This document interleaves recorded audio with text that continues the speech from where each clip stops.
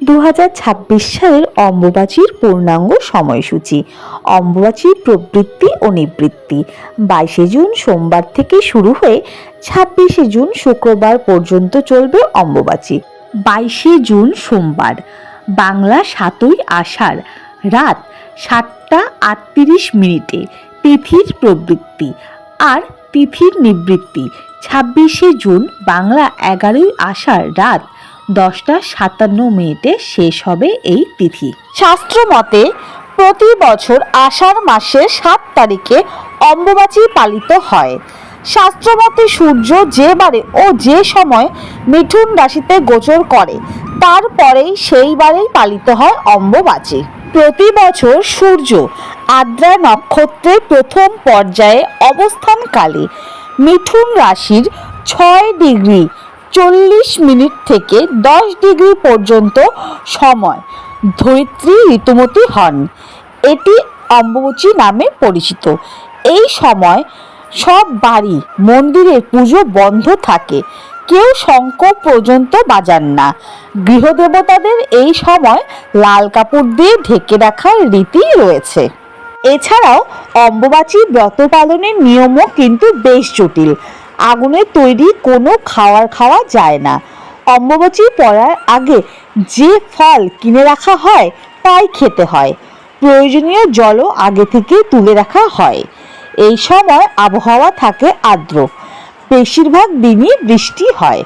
যেহেতু আদ্যশক্তির ঋতুচক্র হয় তাই এই সময় বৃষ্টিপাত বেশি হয়। অম্বুবাচী চলাকালীন এমন কিছু নিয়ম রয়েছে যা আমাদের একদমই করা উচিত নয়। চলুন বন্ধুরা, নিয়মগুলো জেনে নেওয়া যাক। অম্বুবাচীর সময় দেবী দর্শন নিষিদ্ধ থাকে, ফলে এই সময় কামাখ্যা দেবীর মন্দিরের দ্বার বন্ধ রাখা হয়। হিন্দু শাস্ত্র অনুসারে এমন কিছু কাজ রয়েছে যা অম্বুবাচীতে করা উচিত নয়। দেখে নেওয়া যাক সেগুলো কি কি।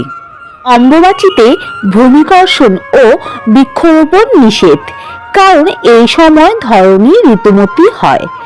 এই সময়ে গৃহপ্রবেশ, বিবাহ ও অন্যান্য কাজ করা নিষিদ্ধ। এইসব কাজ করলে তা অশুভ হবে বলে মনে করা হয়। এই সময় কোনো বিশেষ পুজো রাখবেন না।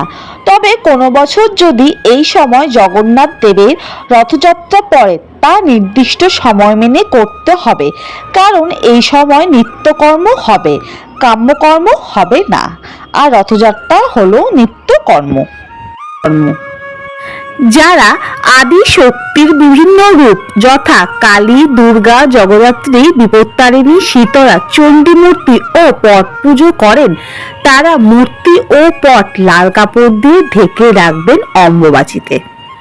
পুজোর সময় কোনো মন্ত্রপাঠ করবেন না, কেবল ধূপ দীপ দেখিয়ে প্রণাম করলেই হবে।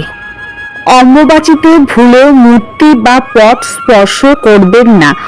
অম্বুবাচীর নিবৃত্তির পর আচ্ছাদন খুলে আসন ধুয়ে দেবীকে স্নান করিয়ে পূর্বের মতো পুজো শুরু করুন এবং সেদিন অবশ্যই ভোগে আম দুধ নিবেদন করুন। তুলসী গাছের গোড়া এই সময় মাটি দিয়ে উঁচু করে রাখবেন। যারা শাস্ত্র মতে দীক্ষিত তারা জপ করতে পারবেন, জপের কোনো দোষ নেই। অম্বুবাচীতে গুরু পুজো চলবে। গুরু যদি কোনো নারী হন অর্থাৎ গুরুমা হন তাহলেও চলবে। অম্বুবাচীর সময় যে কোনো সম্প্রদায়ে দীক্ষিত ব্যক্তিরা মেনে চলুন এই নিয়মগুলো। অম্বুবাচীতে গুরু প্রদত্ত নিজ ইষ্ট মন্ত্র যত বেশি সম্ভব জপ করুন। অম্বুবাচীতে সৌভাগ্য কুণ্ডের ধারে গণেশ মূর্তির দর্শন করুন এবং ভক্তি ভরে পুজো করুন। সৌভাগ্য কুণ্ডের পশ্চিম পারে বিধিপূর্বক স্নান ও তর্পণ করুন। অম্বুবাচীতে বিধিপূর্বক অগ্নি স্থাপন করে নিজ ইষ্টমন্ত্র হোম করুন। মধ্যরাতে কাঙ্ক্ষিত ফল লাভের জন্য মনে মনে প্রার্থনা জানান দেবী কামাখ্যাকে, এতে মনস্কামনা পূরণ হয়। সর্বভয় নিবারণের জন্য আম ও দুধ সেবন করুন।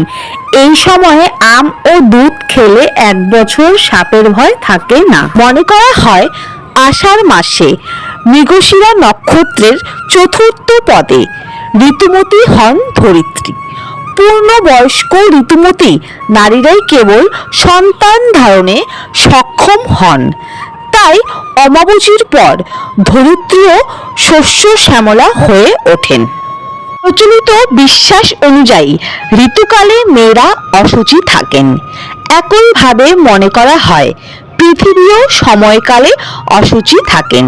সেই জন্যই এই 3 দিন ব্রহ্মচারী, সাধু, সন্ন্যাসী, যোগী পুরুষ এবং বিধবা মহিলারা অশুচি পৃথিবীর ওপর আগুনে রান্না করে কিছু খান না। বিভিন্ন ফলমূল খেয়ে এই 3 দিন কাটাতে হয়। এখনো বিভিন্ন পরিবারের বয়স্ক বিধবারা মহিলারা 3 দিন ধরে অমাবস্যা উপলক্ষে ব্রত পালন করেন। 3 দিন পরে জামা কাপড় বিছানা সাবান দিয়ে ধুয়ে নিজেরা সাবান শ্যাম্পুয়ে স্নান করে সব কিছুতে হাত দেন।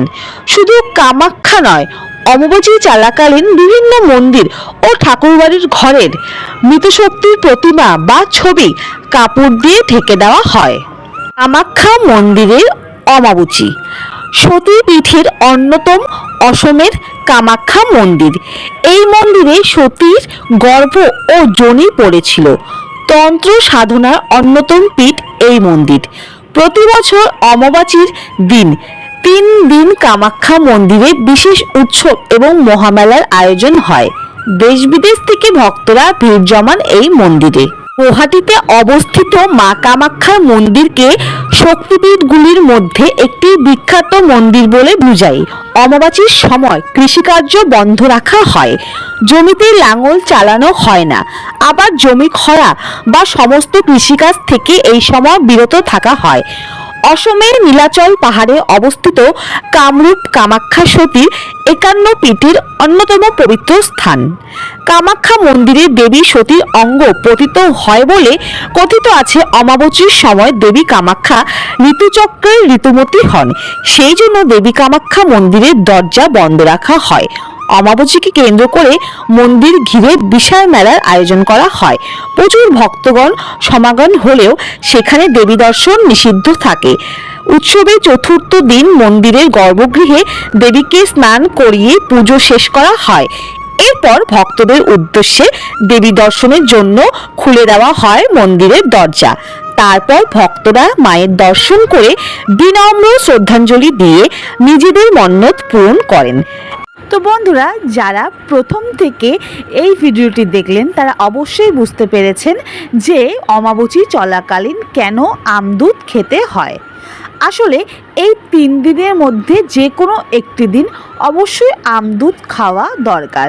শাস্ত্রমতে শরীর ঠান্ডা রাখতেই এই সময় দুধের মধ্যে আম মিশিয়ে খাওয়ার কথা বলা হয়। গরমে অন্যতম ফল হলো আম। আমের মধ্যে থাকে ভরপুর অ্যান্টিঅক্সিডেন্ট। এছাড়াও আছে vitamin A, vitamin D, vitamin বি12, ক্যালসিয়াম ও পটাশিয়াম। আয়ুর্বেদ শাস্ত্রমতে এই আমদুধের উপকারিতা একাধিক। তাই যারা 3 দিন ব্রত করেন তারা এই 3 দিনের মধ্যে যে কোনো একটি দিন আমদুধ সেবন করেন। এছাড়াও অনেকে প্রতিদিনই আমদুধ সেবন করেন। তাই অমাবস্যা চলাকালীন আমাদের অবশ্যই আমদুধ সেবন করা উচিত। এছাড়াও অমাবস্যা চলাকালীন প্রচুর বৃষ্টি হয় এবং বৃষ্টির সময় সাপের উপদ্রবও বাড়ে। এই সাপের হাত থেকে রক্ষা পেতেই অমাবস্যা চলাকালীন আমদুধ সেবন করা উচিত এবং অমাবস্যা শেষ হয়ে গেলে ভগবানকে আমদুধ নিবেদন করা উচিত। বন্ধুরা মনে রাখবেন, অমাবস্যা শেষ হয়ে গেলে ভগবানদেরকে ভালো করে স্নান করিয়ে আসন পরিষ্কার করে তারপর পুনরায় পুজো শুরু করুন এবং আপনারা যখন ভগবানকে আমদুধ নিবেদন করবেন চেষ্টা করবেন পাথরের বাটিতে বা গ্লাসে নিবেদন করবেন। আর যদি পাথরের বাটি গ্লাস না থেকে থাকে তাহলে নিত্যদিন ভগবানকে যেই বাসনে ভোগ দেন সেটাতেও নিবেদন করতে পারবেন, কোনো অসুবিধে নেই। তো বন্ধুরা, আশা করি আজকের ভিডিওটি আপনাদের ভালো লেগেছে। যদি ভালো লেগে থাকে অবশ্যই লাইক, কমেন্ট, শেয়ার করে পাশে থাকবেন।